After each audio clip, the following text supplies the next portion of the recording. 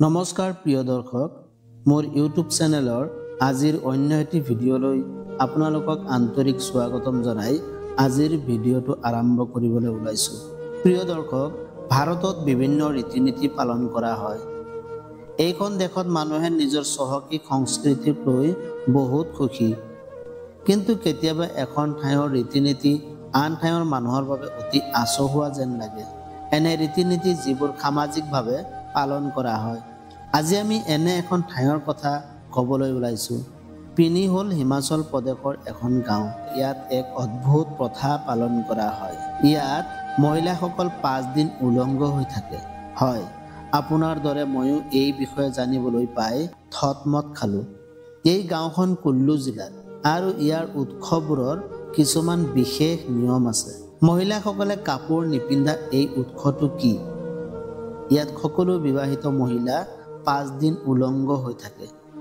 এই প্ৰথা প্ৰতি বছৰে 17 আগষ্টৰ পৰা 21 আগষ্টলৈকে পালন কৰা হয়। স্থানীয় ৰাইজৰ মতে এনে অনুসৰণ নকৰিলে দেৱতাসকলৰ হেনো খং উঠে। ইয়াত কেৱল মহিলাৰ বাবেই নহয়, পুৰুষৰ বাবেও এটা প্ৰথা আছে। যদি মহিলাসকলে কাপোৰ পিন্ধিব নোৱাৰে, তেন্তে পুৰুষসকলক মদ খাবলৈ দিয়া নহয়। লগতে গাঁৱৰ কোনো পুৰুষে এই সময়ত মাংস সেৱন কৰিব নোৱাৰে। গোটেই গাঁওখনে এই উৎসৱ অতি বিশ্বাসেৰে পালন কৰে। স্বামী স্ত্ৰীয়ে ইজনে সিজনৰ লগত কথা নাপাতে। এই উৎসৱৰ সময়ত আন এক প্ৰথা পালন কৰা হয়। স্বামী স্ত্ৰীয়ে কোনো ধৰণে কথা নাপাতে।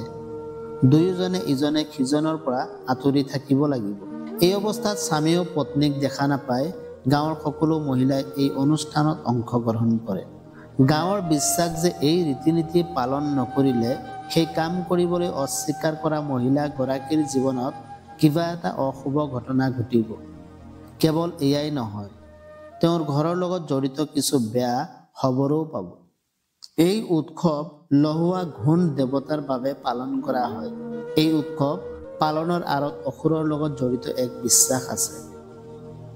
এই গাঁওখনত বহু আগতেই অসুৰে বিধ্বংসী ৰূপ ধাৰণ কৰিছিল বুলি বিশ্বাস কৰা হয়।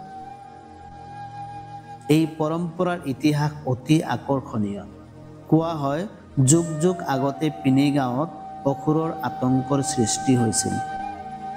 এই অসুৰবোৰে গাঁৱৰ সুসজ্জিত আৰু বিবাহিত মহিলাসকলক ধুনীয়া কাপোৰ পিন্ধি লৈ গৈছিল। এই অসুৰৰ ধ্বংসৰ পৰা গাঁৱৰ মানুহক বচাবলৈ লাহুৱা ঘোণ নামৰ এজন দেৱতা আহিছিল। দেৱতা আৰু অসুৰৰ মাজত যুদ্ধ হৈছিল, য'ত অসুৰৰ পৰাজয় হৈছিল।